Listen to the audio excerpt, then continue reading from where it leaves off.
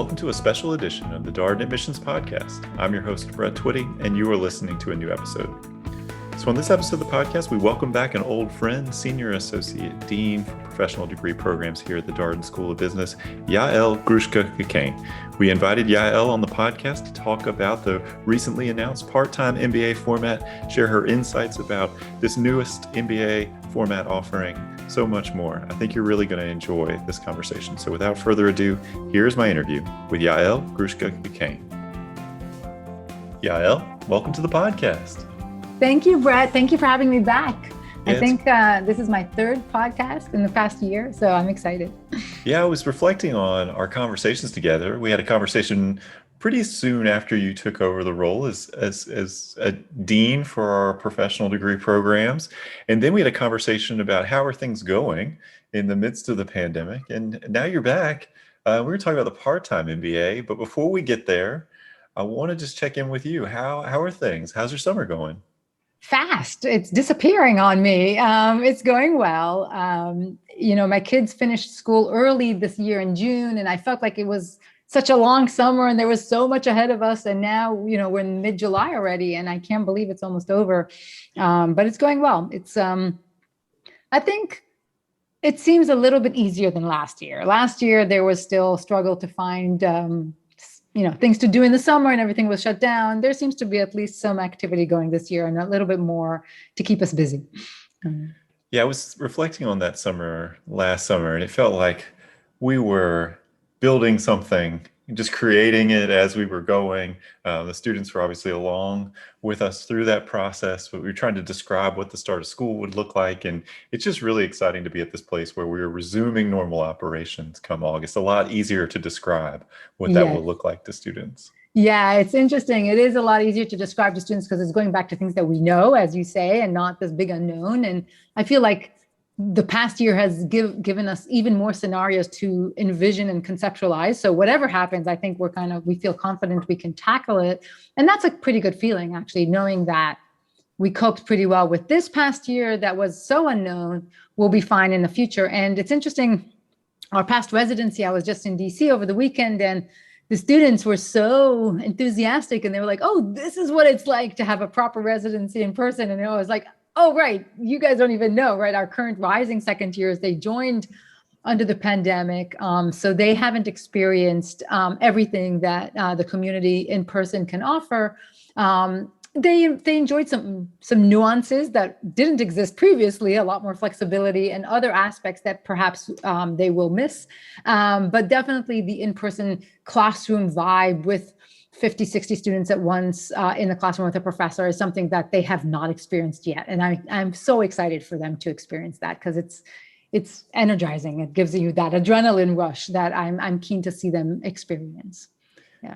For our class of 2023, I'm very excited to welcome them to grounds and have orientation LR1, which we're sitting here. It's mid-July. We're about a month away to that date. It's incredible. To your earlier comment, where's the summer gone? Where has the time gone? It's really, really rushing by. I think that's always been the case, although COVID had a weird, feeling to it because we felt to some degree that we were stepping in place in time and nothing was changing. But time does pass. And lo and behold, it is now the summer of 2021 and academic year 2021-22 is about to start. And really, it's exciting to see where it takes us. So for folks who have not had a chance to listen to our earlier podcast conversations, which they totally should, but if they haven't, tell us a little bit more about you and your role here at the Darden School.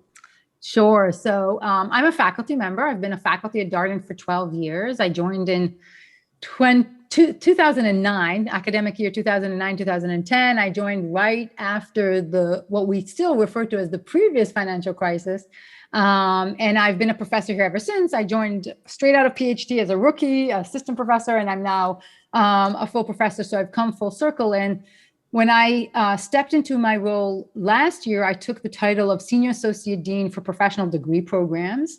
That title came with the vision where we are right now, that we're about to start another format to support our working professionals. So When I joined, we already had a very successful and robust executive format. It's an executive and EMBA and GEMBA, so a global executive format, and an executive format that has been, we've been offering that format for over a decade now. We also have a Master's of Business Administration that we offer jointly with the McIntyre School of Commerce, UVA's McIntyre School of Commerce, and that's for working professionals. So we've had those programs, but the vision of me taking this role, and the vision was that the role will encompass this additional expansion to offer a part-time program, which is again catered to the working professionals. It's similar to our MBA. It is an MBA degree in all of its flavors, but it's mostly offered in the evenings. And so not a new product on the market per se, because other schools have such an equivalent, but we're giving it the Darden twist. And so my role as Senior Associate Dean and as a faculty member is to really shepherd the team through the process, think about the curriculum, think about the pedagogy, make sure that it fits the audience and what they need, and kind of find the sweet spot between offering the Darden way and everything that the Darden degree can offer, catered for this audience. And so that's my role. I am, I'm excited about new programs, but I'm also really proud of everything that we've accomplished with our existing programs. And it's been great to be involved over the past year or so. Yeah, this is an auspicious time of year for our Executive MBA program. Interestingly enough, we are approaching the 15-year anniversary. Actually, I think we may have passed it technically, because I think the first Executive MBA class may have started a little bit earlier in the summer. So 15 years, the Executive MBA program. Yep. As you mentioned, we have two formats. We have an EMBA format, GEMBA format, all part of the same program.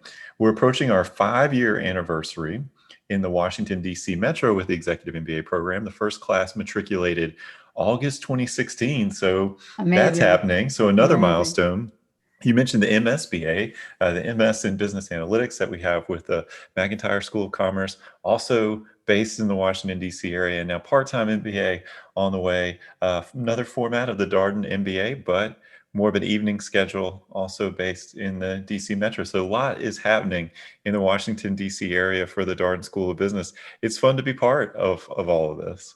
And you've been so instrumental in building those cohorts and helping us bring in people who the program, helps them progress personally, who are at the right time of their lives and right stage in their career. And I think that you deserve a lot of credit, Brett, for helping us get that blend and that mix that, no matter how good the faculty is, and our faculty is exceptional, arguably the best in the world, no matter how good we are, at the end of the day, a lot of it comes down to their classmates and their networking and their friendships and just how they really empower each other and learn from each other. And so thanks to you, we have these outstanding classes.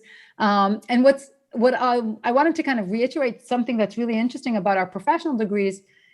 For years now, as you mentioned, 15 years with the EMBA, several years with the MSBA, with the GEMBA, and so on, we've always offered these blended learning experiences. So because these are working professionals, it has always been the case that we've had an in-person component and a virtual component, not simultaneously like we've been experimenting with during COVID, so not that kind of hybrid, but it's always been the case that our working professional programs have brought together classes online with remote options. So folks have flexibility during the working week when they're busy or they might be traveling.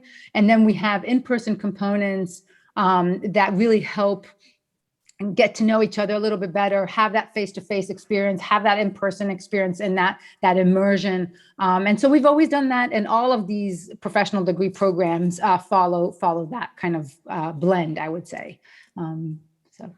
Yeah, you're right to note that our Executive MBA program from its very inception had a virtual component to it, live synchronous classes. The technology has gotten a lot better since 2006. It's come a long way. Better, yes. Way better. The other thing that's exciting, you sort of think about Darden, and people ask us all the time as admissions folks, why do people choose this program, Executive MBA or full-time MBA? I think part of it is to be an active participant in the learning experience. The way that students learn, it's a high engagement classroom. We talk a ton about the case method and showing up ready to contribute in class. The other thing that we also talk about is what that means for the experience outside the classroom. The fact that you have a group of people who've chosen to be actively engaged in their learning experience, and that group of people, unsurprisingly, also wants to be engaged extracurricularly, student organizations, clubs, activity leadership roles. I think we see that in the Executive MBA. And so I'm excited to see what that looks like for the part-time MBA students. I think, that culture, that sense of community always stays top of mind with everything here at Darden.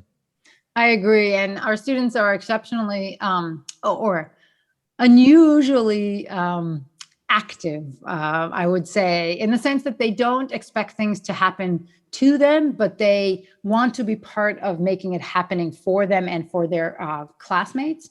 And that's always been the Darden way. It's a tight-knit community. It's a community that strives for accountability. So part of our learning experience, and again, that starts in the classroom. That starts in the way that we design our classes, the way that we design our learning teams, the way that we design the learning experience kind of raises the bar on accountability and what we expect of each other. And that also has its implications in the co-curriculum activities and the outside world, because that's just the nature of how we learn and grow together. And so when the students are in that rhythm and they understand that conversations will get deeper and more interesting and more rigorous if they sink their teeth into them, and if they ask the tough questions, and if they kind of continue to push on the conversations in addition to the faculty, that holds truth outside the classroom too. And so they initiate, they come up with new ideas, new tradition, new clubs, more and more that we can do to continue to improve their lives and just improve the quality of the education and the interaction. And we just, drink it up. We love it. And from generation to generation, it only gets better and better. So. Well, let's put a pin in the part-time MBA conversation. We're definitely going to come back to it, because that is the purpose of our talking and connecting here today on the podcast. But I do want to check in a little bit more about how this past year has been going. I know you've been leading these programs, you've been teaching, you've been researching. You're easily the busiest person I know. So I want to make sure we have some time to talk about, what you've been teaching over this past year. Any classes you would want to highlight for our listeners? Sure. Well, it's been an exhausting year, I must admit. And I think everybody's feeling it. So I cannot say that I haven't felt it. It's been exhausting and, but super rewarding as well. So as you mentioned, as we both mentioned, I stepped into the role about a year ago. I also was coming back to Darden after a 2-year leave of absence. And so there were a lot of restarts for me, which was fun, but also nerve-wracking. No matter how many years you do this job, when you re-engage in a course or when you step back into the classroom after a period of a hiatus, it can be, exciting and stressful, and you get nervous no matter how much experience you have. And so I came in, I taught decision analysis, DA, which is a core course. I taught it for our EMBA folks, our executive format students, way back when they just started back in September last fall. And it was lots of fun. I enjoyed getting to know them. I enjoyed getting them into the rhythm of the case method. And I got to work with both sections, which was great.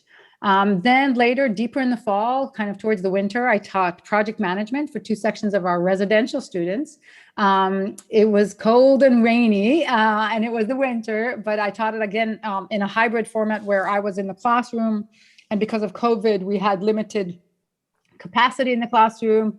So I had about a third to a half of the students physically in the classroom with me, and then the others joined remotely. Lots of juggling, lots of new, exciting things to learn about teaching in general. But the courses went well. I really enjoyed teaching project management. It's always relevant. I find that project management, actually, this day and age, is really top of companies' minds, and most of our students are expected to know these skills and to be excellent project managers, either formally or informally. And I find it very rewarding to teaching them some tools and some language to help them get those skills. And then in the winter, January came around. It wasn't without externalities and worldwide challenges, but for me, it was the opportunity to go into teaching an elective for our now graduating class of the EMBA. So those who graduated in 2021, I taught them an elective course before they left. In just a quarter before they left, I taught them a course on data science and business. And so I had a great group of students who were keen to get their hands dirty in coding and learn to code in R, work with Tableau. We did a lot of fun competitions, and they really challenged themselves to kind of really ramp up on their quant skills and take it seriously. And it's been great to teach them. They seemed appreciative of the skills. We benefited from the diversity of perspectives. Some people were coders who had background, some people who did not have background at all, but were really insightful in terms of storytelling and understanding data. And all of those folks in the same classroom was rewarding. And so that was really my docket for last year, which is a lot. I was to some degree involved in helping our graduating students experience their final residency here. So I helped support some of our faculty in orchestrating what we call our second leadership residency. It's a week residency in Charlottesville that our students, they get credit for it. It's part of their program, and they experience Charlottesville towards the end, really right before graduation. And we were able to bring about 100 of them to Charlottesville after a year of not seeing many physically. And and of course we had remote options, but it was a wonderful week, and it was so great to connect with many of them and to enjoy their presence and to get to know them just a little bit better before they graduated. So it was a packed year, to be honest. I would say so. And our listeners who tuned into the Experience Darden podcast and have heard our interview with Harsha about Third Coffee, we had Harsha and Eric on talking about their podcast. And that podcast was conceived in your project management class. I think Harsha talked about this being a deliverable, one of the assignments. And so it comes full circle. So here we are on a podcast talking about that podcast that began in your project management class. I love that. Yes, Harsha delivered a great project. It was part of his group assignment. Actually, I think he may have worked on it as his individual assignment too. And it's been very satisfying watching that grow and talking to him about it and seeing more episodes get recorded and shared. And really, Harsha is a doer. He has a vision, he's creative, but he also gets things done. And before he had the Third Coffee podcast, in which he interviews faculty about their research, he also had a podcast where he talked about faculty in a playlist. So really getting to know our faculty personally through their music choices, which I know is something that you care a lot about, Brett, and have a passion for. And so he brings in that creative component with a doer approach and mentality, and that's really exciting to see. So Harsha is one to watch, and he was actually featured recently in Poets and Quants as an MBA to watch from the class of 2021, which again was rewarding to see. So. Yeah, you should note, in the interest of full disclosure, you were a guest on the Third Coffee podcast. In fact, I think you may have been the first guest. I was the first episode, yes. Awesome. Well, I always enjoy hearing what you're researching and working on outside of class. And as our listeners are starting to put together, really, truly, the hardest working lady at the Darden School of Business, hardest working person at the Darden School of Business. Got a lot going on, multiple classes, you're leading the program and doing research and publication. So what are you working on right now? Oh my goodness. Yes, I am fortunate to have an amazing group of co-authors who keep me afloat, but lots of irons in the fire, lots of research projects to think about. There's a research project that it's been kind of bubbling in the background, and I'm hoping to dig into it more because the time is right.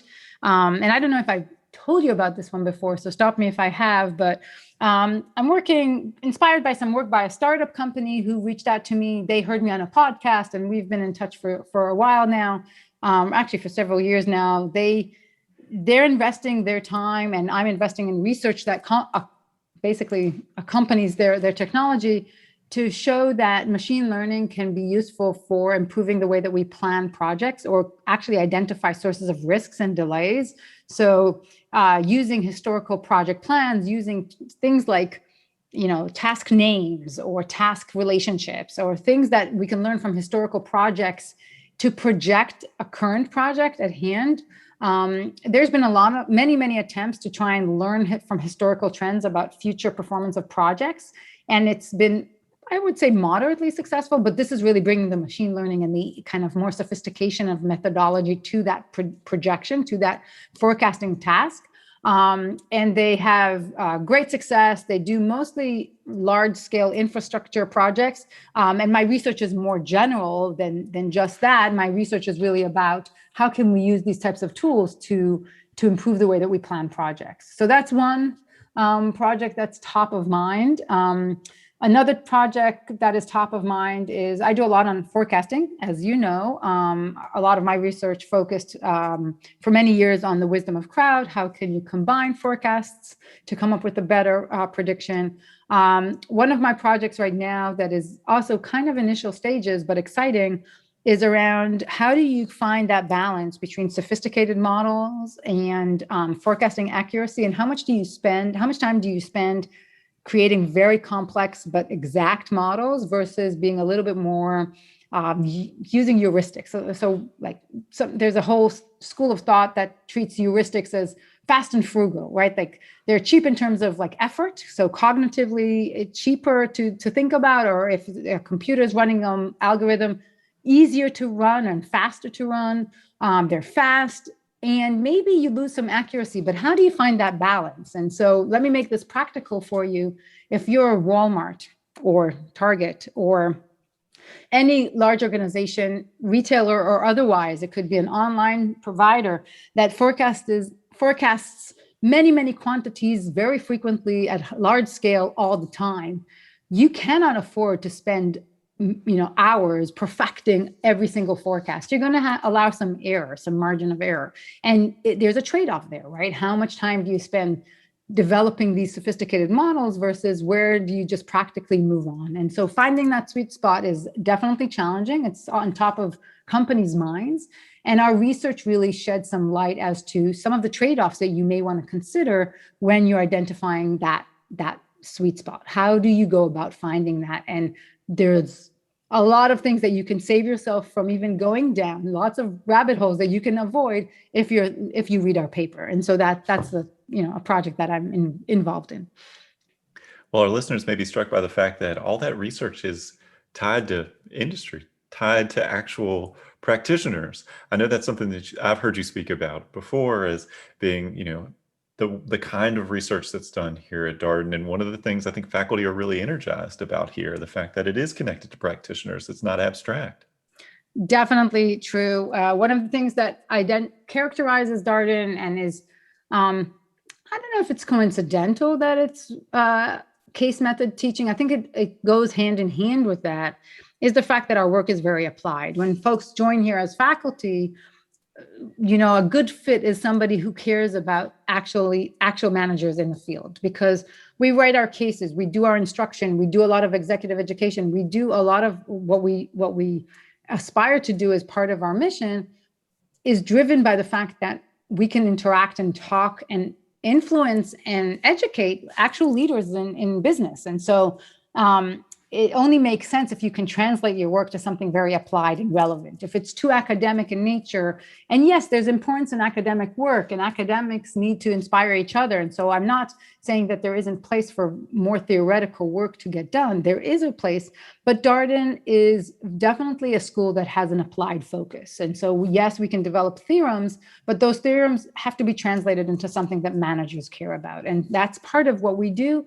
And most of the faculty here enjoy doing that, and that's why they're here, and that's why we write these case studies, because it's a way for us to say, let's pause, let's see what the industry is struggling with, let's understand where there's shortcomings or where they need a new technology or a new method, and let's invent that method. And so it's kind of a cycle that is really the idea behind the case method. If you go back to its origins, that's where it was inspired. It was inspired by managers, by trying to be relevant, by giving something practical and useful. The other question I have for you, and I've never asked you this, is what attracted you to project management? There's so many things that you could be interested in. What about project management?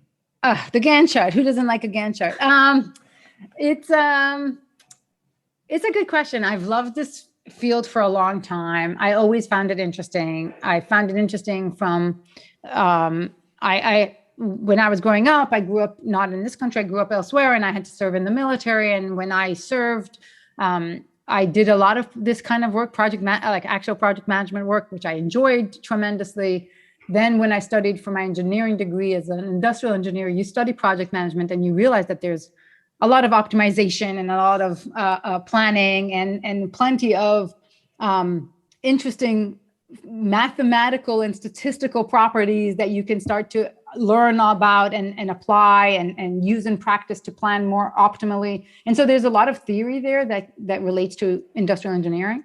And so it really was a thread that was really carried throughout my work. And then in between my bachelor's, my engineering degree, and my master's, I worked in the Silicon Valley for a couple of years. And even there was a very strong project management component. I was selling software, and the software system I sold seamlessly integrated projects with an enterprise resource tool. And I spent countless hours trying to pitch that to managers in the field. And really, and maybe you've heard me tell this story before, but really it was that kind of struggle or that attempt at doing the sales pitch, which, because I'm an academic and I'm a professor, you know that I left and I wasn't the world's best salesperson. But what I did realize is that it wasn't as easy to sell, which made me say, there's a research question here. It led me to be curious about the strategic nature of project management. Like, how do we make it more relevant to managers? Why is it so important for the executive level to understand the importance of executing projects properly? How does it seep into a lot of strategic organizational decisions? And so everything I've done from that point on kind of related to that. My dissertation was about selecting projects and the importance of that, planning them, valuing them, making sure that the organization is investing in the right place. And so it all really ties together. I appreciate you putting up with that question. I know we're now officially off script with that question, but I've never asked you, and I've heard you talk about project management so much, and I was just curious what attracted you to it. So let's talk about the Part-Time MBA. So you started to touch on it earlier in the conversation when you talked about evenings-based schedule. We mentioned that it's going to be in the DC metro area. But one of the questions I've gotten from prospective students is, what was the inspiration for this particular format? Why a Part-Time MBA? Why now? Well, I think, as you mentioned, I think that we feel comfortable in DC, right? Like, I think that we have really found a home now in the DC area. We have found our home because we experimented for a few years. We've been, a little bit, we've grown. We've had Charlottesville-based sections. We've had Roslyn-based sections. We have a facility now. Like, so many things have come together. And I think the pandemic has really made a lot of us, both in academia and outside academia, think about the value of an education, the value of a degree, and how flexibility is important for everybody, right? It's important at the supply chain level. It's important at the academic level. And here we are thinking about flexibility in the way that we offer our degrees. And so, to some degree, while these discussions started pre-pandemic, the timing was right, because this is exactly what we should be doing right now. We should be offering as many opportunities for students and as many avenues for students to accomplish their goals. And offering a new format of an MBA is just another way to accomplish that. It's really giving more opportunities to individuals in the ever expanding Northern Virginia kind of area, or DC corridor area, to say, here's another way, a pretty affordable way that you can actually get an MBA, right? You can stay with your job, continue with your life, don't uproot yourself, but you can take this program in the evenings. It's going to be hard. It's going to be rigorous. It's going to be everything that the Darden MBA is. It's going to be challenging. You're going to be prepared. You're going to be expected to work and come willing to engage. Everything is the same, but we're going to give you another way to accomplish that. And that's really what it's about. And so the timing is, I think, perfect from our perspective. I hope. The market knows us. We know the market. We have several generations of alums out there. We feel comfortable that we can accomplish this in the Darden way. We're not talking about thousands of students. We're talking about a pretty manageable and proportional, expansion given our size. And we're a relatively small school, so it's not, put that in proportion. I think our expansion is pretty sizable. That's right. For this first group starting August 2022, looking for one section of about 65 students or so. So feels manageable and kind of in line with, our Executive MBA program, for example, is two sections of about 65 students. 65 or so students per section. So as you noted, in line with what other things that we're doing here in the DC metro area, I wonder, kind of picking up on some of the things that you mentioned in the previous answer, were there any guiding sort of design principles that were in mind for the faculty as they were developing the part-time MBA, things that were top of mind as you had those conversations? Oh, definitely. There's so many actually, but and it's very helpful. I don't think I fully appreciated how helpful it is to have principles until you reach those kind of decisions that have to be made. So for instance, we had design principles related to consistency and predictability. Our students that are working professionals, they need to know what's coming. And we've learned through many generations of students is that really one thing that helps is that the program is that they can expect where the program is going, or that there is some rhythm to it. It's predictable, it's consistent. There isn't too much changes in the last minute. And so we're trying, and one of the guiding principles was, how can we establish something that is as rhythmic as possible, as consistent as possible, so folks know what to expect? And so that was a design principle. We wanted to give flexibility. So 1 week we're doing in person, the next week is virtual, to give folks flexibility to travel, okay? We wanted to respect their weekends. So we're talking about weeknights during the week. We're very committed to the case method. So it's case-based. We know the value of a cohort. We understand what students get by experiencing our core classes as a cohort. And so the core classes, which is about half of the academic credits, just under half of the academic credits, is experienced as a cohort. And that is all maintained. All of these were design principles that are top of mind for us and that guided our design. And you will see the implications when you look at the design of the program. You will see how that affected us. And I appreciate all those notes. So you've already hit on some elements of the design of the program. It's evenings based, Monday and Thursday evenings from 6 to 9:30. So your weekends are free. You sort of think about our Executive MBA program, that does have a weekend component. It also has some weeknights stuff going. So if you're a working professional program, considering these two formats, you have some schedule differentiation there. The other thing you noted was flexibility, and that's the thing that always jumps out to me when I think about the program. So you have this core curriculum, you mentioned a shared cohort experience, but then students can speed up, slow down as they get into the electives. You want to talk a little bit more about the structure and design of the program? Yeah, so after the core courses are complete, so for the core, so Darden's the same across all formats. There is no, everybody has to go through the core. We don't really give any exemptions for the core, and that's by design. That's true for our residential students, that's true for our executive students, and that's true for the part-time. We have, in both the executive format and in the part-time, there is a residency at the beginning and at the end. In the part-time, that's going to be at the beginning of the program and then at the end of the core. And those residencies are intense. They're double the credit, so it's almost like 2 courses. And it's really intended and designed to be a much more intense experience. And so those are kind of bookends of the program. And then once you're done with the core in our part-time program, you have a whole bunch of electives that you can choose from. And those electives are most of the electives, or plenty of the electives, are offered again in the same format, same rhythm of weeknights, in person or virtual, and they alternate. But once folks are taking electives, they also have a little bit more freedom, as it is today, where students can choose, there's a week-long program that they want to participate in and a course that they want to take. They can do that. They can do global consulting projects. They can do independent projects. They can travel abroad. They can do a bunch of different courses that each have a slightly different flavor depending on their interests. And so some students take a lot of finance courses, others focus more on leadership broadly. Some students take more quants and like management science or quantitative courses. Really allow students to kind of pick their own path.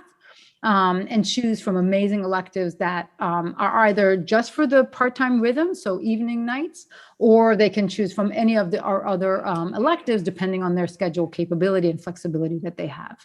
And that's going to be exciting. We have not many, but even, if some students want to take 1 or 2 courses that are more like asynchronous in nature and have some in person, but some other rhythm to it, again, there's going to be a whole menu. So it's more of an a la carte kind of choice where students can choose what fits their needs and that moment in time in their life. Yeah, the students are going to accomplish a lot, right? So they will get to spend time in Charlottesville. Yes, there's a core curriculum, just like in all the other formats of the Darden MBA. And that's a shared cohort experience, right? You're moving through that core with that same group of people. You got that week at the beginning of the core, you got that week at the end of the core. And that's going to be great to have that 18 months or so, year and a half or so together as a group. And then you kind of figure out what pace makes sense for you as you go through that elective period and kind of pursue your interests.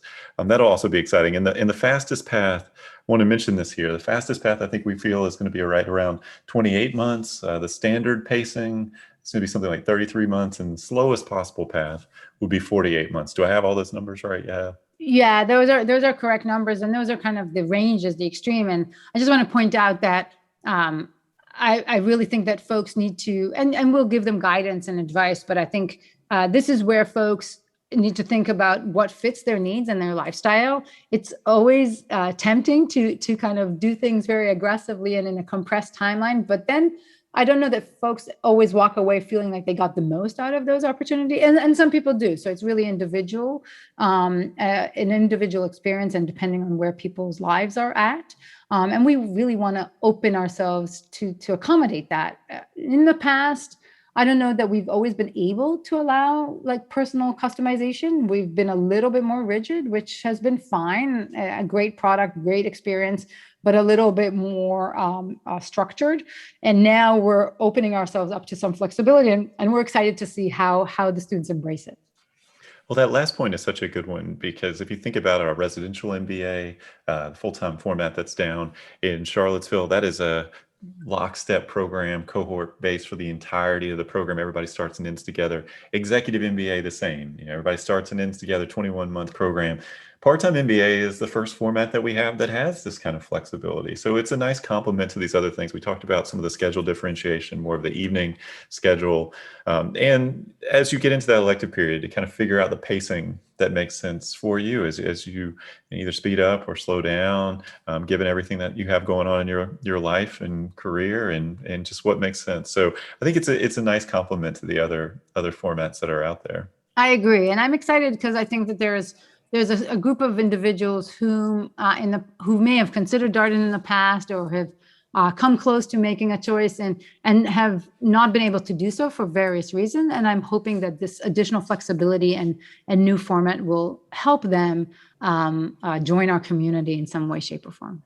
Yeah, it's a great point, because I've thought a lot about who could this be right for. Well, if you're looking for more of an evening schedule, that could be right for you. Maybe if you're a little earlier in your career, and by that I mean, we certainly see candidates who might be at that 2, 3, 4 year mark that maybe don't want to take 2 years off and do a residential program, but maybe a little too early career for our Executive MBA that has a preferred work experience minimum of 5 years.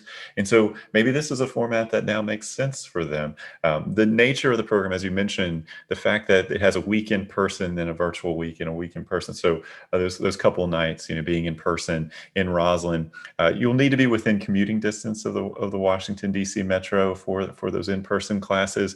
So we do anticipate that people will be, again, within commuting distance, but those folks, you could draw a pretty wide circle around DC and think about who might be able to drive in. I think when we were doing the calculation, I think it could go all the way to Delaware, Pennsylvania, West Virginia, of course, Maryland, DC. So we're excited to see where people come from. But I think it's a very exciting time for Darden in the greater DC area, just because it feels like we have a lot of momentum with the Executive MBA program. There's a lot that's happening.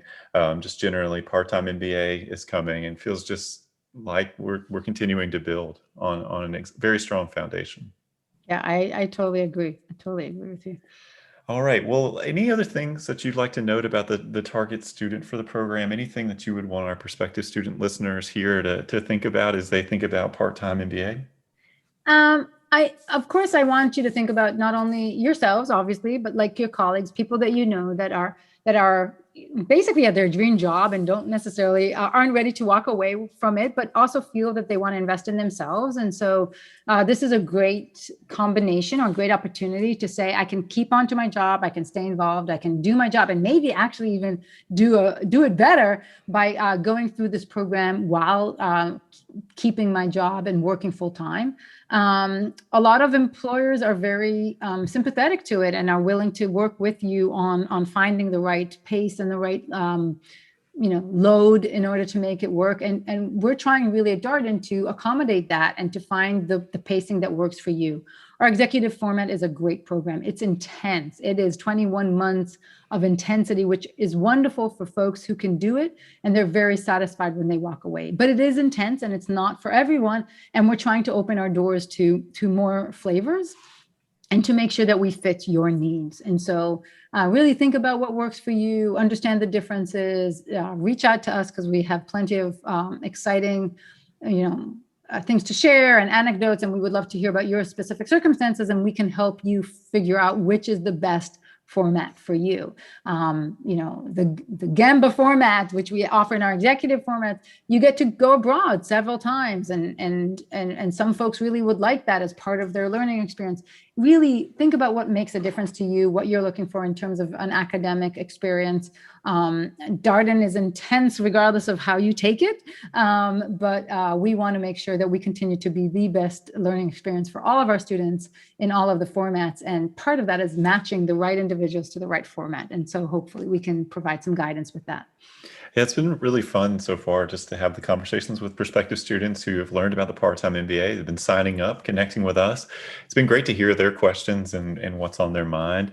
And unsurprisingly, we've talked to people who maybe initially were looking at the residential MBA option and now are thinking about Part-Time MBA. We've talked to people who were looking at Executive MBA maybe initially and now starting to think about Part-Time MBA. And we've even talked to people who are just now interested in Part-Time MBA because they couldn't really do either of the formats.